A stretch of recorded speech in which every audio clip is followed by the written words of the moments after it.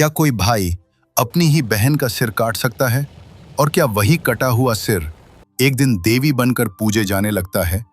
देवभूमि उत्तराखंड की ये कहानी दिल दहला देती है। दोस्तों, माँ धारी के 7 भाई थे और माँ धारी अपने भाइयों से बहुत प्रेम करती थी, लेकिन उनके भाई उन्हें बिल्कुल पसंद नहीं करते थे।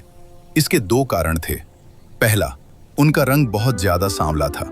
दूसरा, उन्हें पता चल गया था कि उनकी बहन के ग्रह उन भाइयों के लिए अच्छे नहीं हैं। जब तक ये छोटी बच्ची है, तब तक उनके जीवन को संकट है। माँ पिता के गुजर जाने के बाद भाइयों ने उनका ध्यान रखा, इसलिए वो उन पर अपनी जान छिड़कती थी।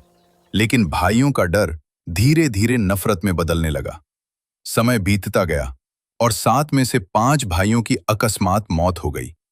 ये देखकर बाकी के बचे 2 भाइयों को अपनी जान का खतरा महसूस होने लगा। एक दिन उन 2 भाइयों और उनकी पत्नियों ने मिलकर योजना बनाई, इस लड़की को मार देते हैं ताकि हमारी जान बच जाए। फिर एक रात सब ने मिलकर अपनी ही बहन का गला काट दिया और उसे अलकनंदा नदी में बहा दिया। वो छोटी बच्ची का कटा हुआ सिर बहते बहते कल्यासौड़ नाम के स्थान पर धारी गांव के पास एक पत्थर से टकराया। जैसे ही वो सिर वहां पहुंचा, एक आदमी ने देखा नदी में एक लड़की बहती हुई आ रही है। उसने उसे बचाने की कोशिश की, लेकिन बहाव बहुत तेज था। तभी एक आकाशवाणी हुई, डरो मत, मेरे पास आओ, मुझे बचाओ, तुम्हें कुछ नहीं होगा। तू जहां जहां पैर रखेगा, मैं वहां वहां तेरे लिए सीढ़ी बना दूंगी। कहा जाता है कुछ समय पहले तक वो सीढ़ियां यहां दिखाई भी देती थी। वो आदमी धीरे धीरे नदी की तरफ बढ़ा और जैसे ही उसने सिर को उठाया, वो डर गया, क्योंकि वो सिर्फ एक कटा हुआ सिर था। उसने सोचा, आवाज कहां से आ रही है? तभी उस सिर से आवाज आई, डर मत, मैं स्वयं देवी स्वरूप हूं, मुझे एक पवित्र स्थान पर स्थापित कर दे। वो आदमी आश्चर्य में था।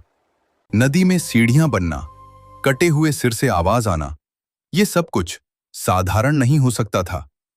जब उस आदमी ने एक पत्थर पर उस सिर को स्थापित किया, तो मां ने अपनी पूरी कहानी बताई और उसके बाद वो कटा हुआ सिर पत्थर में बदल गया और वहीं से मां धारी देवी के रूप में पूजित होने लगा।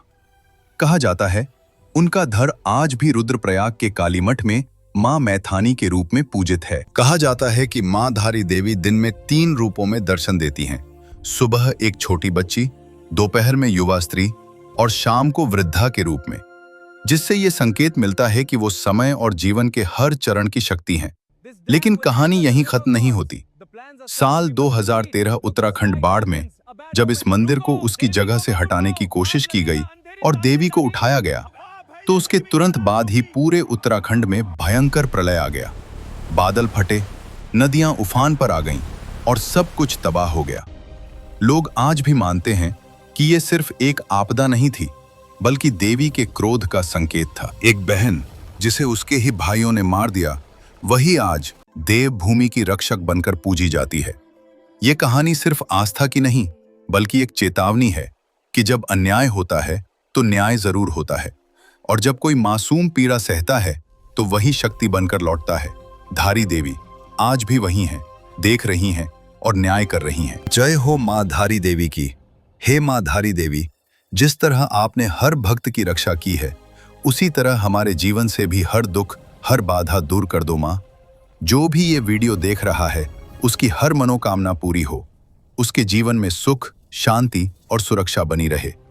दोस्तों, कभी कभी हम जिंदगी की भागदौड़ में टूट जाते हैं, हिम्मत हार जाते हैं, लेकिन याद रखो, जब सब रास्ते बंद हो जाते हैं, तब मां धारी देवी खुद रास्ता बनाती हैं। अगर आपको ये कहानी दिल से छू गई हो, तो इस वीडियो को लाइक जरूर करें, ताकि मां का आशीर्वाद और लोगों तक पहुंच सके। अपने दोस्तों और परिवार के साथ शेयर करें, क्योंकि कौन जानता है किसे आज मां के आशीर्वाद की सबसे ज्यादा जरूरत हो। और ऐसे ही सच्ची और शक्तिशाली कहानियों के लिए सब्सक्राइब करना मत भूलना। आपका एक लाइक, एक शेयर और एक सब्सक्राइब हमें और भी ऐसी कहानियां लाने की प्रेरणा देता है। जय मां धारी देवी।